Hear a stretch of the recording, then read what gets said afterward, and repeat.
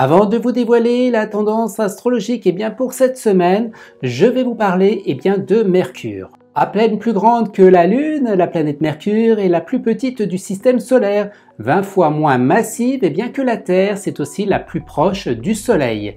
Mercure n'a pour l'instant été visité que par 2 sondes. À la surface de Mercure, quasiment dépourvue d'atmosphère, la lumière du Soleil est 7 fois plus brillante et intense que celle sur la Terre et notre étoile apparaîtrait 3 fois plus grande dans le ciel pour un observateur. Dans le domaine astrologie, Mercure est la planète qui gouverne les Gémeaux et les Vierges.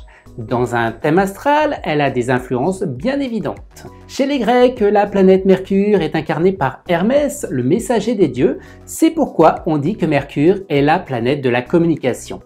Elle incite à dialoguer et à communiquer. Mercure met entre 15 et 70 jours pour traverser un signe du zodiaque. Alors, où se trouve Mercure en ce moment ?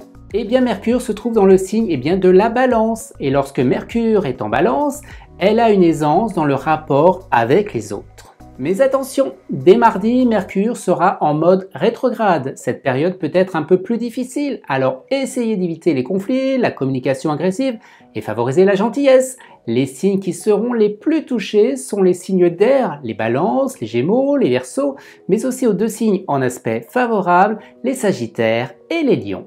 Alors, un conseil pour vous les 5 signes, si vous avez un rendez-vous important, une négociation à faire, faites-le avant mardi. Voyons maintenant ce qui ne change pas. Le Soleil et Mars poursuivent leur trajectoire dans le signe de la Balance. Lorsque le Soleil est en Balance, l'accent est avant tout mis sur nos rapports avec les autres. Vous chercherez à apporter le bien autour de vous. Quant à Mars, il apporte plus de pondération dans les rapports avec les autres. Alors, à qui profitera Soleil et Mars ?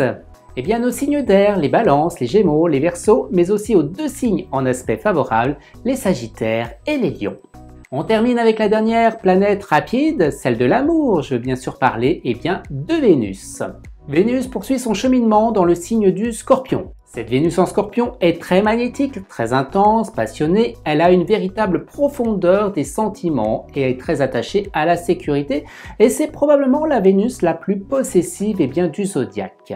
Son amour est très puissant, il se dégage d'elle d'une soif de domination affective. Vénus est très sensuelle et sexuelle dans son comportement.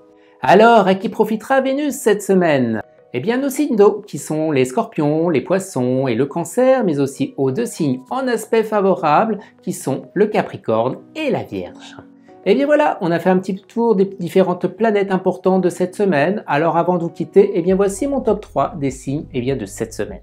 En 3e position, les Sagittaires. 2e position, le Scorpion. Et la 1re position est pour le signe de la Balance. Si vous souhaitez en savoir plus sur votre tendance astrologique de cette semaine selon votre signe, vous pouvez retrouver mes prévisions complètes astrologiques directement sur mon site internet et sur mon Instagram.